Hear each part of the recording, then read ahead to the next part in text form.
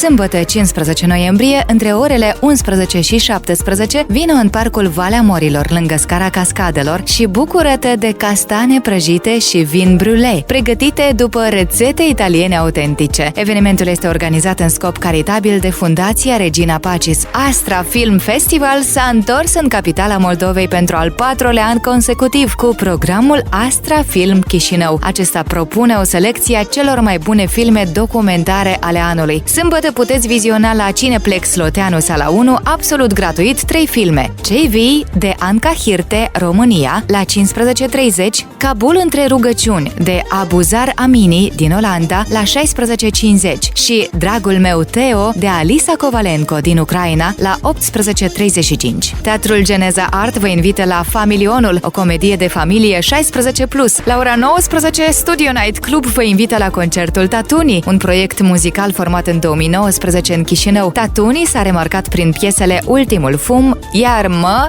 Tu, Spune tu și alte piese care în live prind o altă formă.